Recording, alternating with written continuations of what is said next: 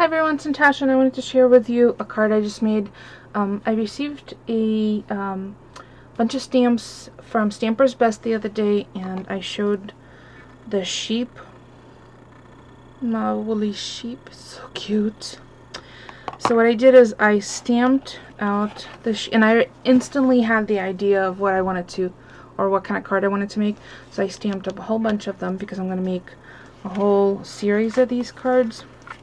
But I want to share with you quickly the first one. So what I used is Memento Tuxedo Black ink, my favorite, and I used parchment paper. I don't know if you could see. It's thinner than cardstock, but I like the effect of it. It's kind of like old world feel.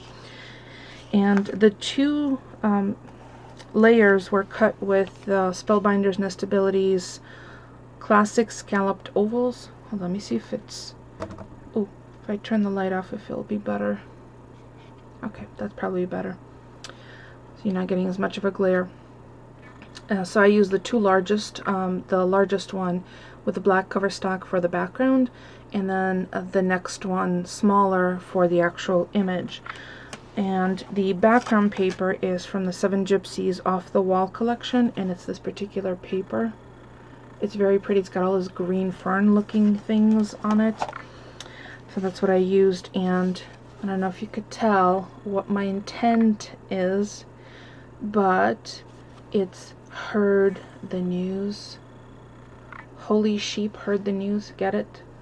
So what I did is, after I stamped out the sheep, I just took a pair of just a regular hole punch and made a whole bunch of holes.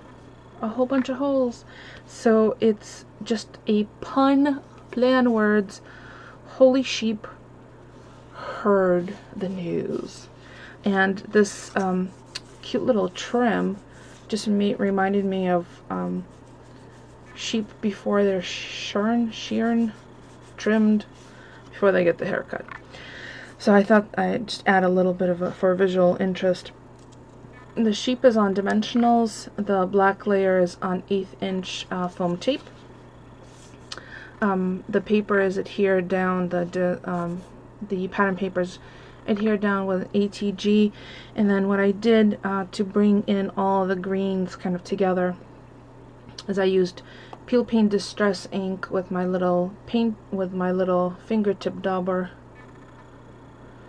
And if you need to get into smaller places, here's a little trick. I grab a pack of makeup sponge applicators from the dollar store.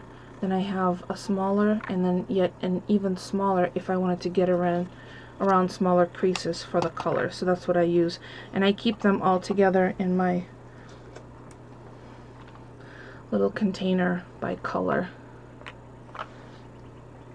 So I thought this was pretty funny, and for the recipient, I'm hoping that they'll get my sense of humor. This I punched out with my Dymo labeler, this pink one, in the black. Just heard the news. Holy sheep heard the news. Wouldn't that be a cute card to receive? So it's blank on the inside for now, but I know that I can have a whole bunch of them on stash. What I might do is I might vary the color slightly, because I have the same furry ribbon in cream and brown and lavender and black. Also my favorite combination.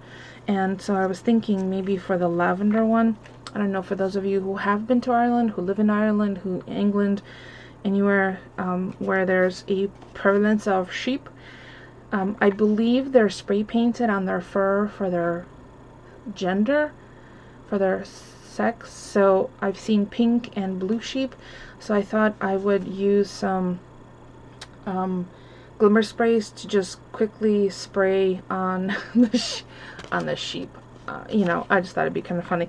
So I'll have different variations, and what I'll do is, as I have them created, I'll add them to my blog. Oh, and the ribbon I adhered with the 1/4 inch red line tape rather than hot glue, because I found that sometimes, depending on where you send your cards to, hot glue doesn't really stay nearly as well as you would think. So this is definitely, I think, better adherence. And Heard the News is on dimensionals as well, and it's the little square ones that I pick up from scrapbook.com.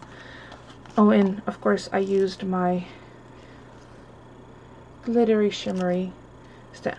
I was so excited to use this. I hadn't even mounted it. I just put it on double-sided tape, but I'll definitely mount that because this is not a long-term solution.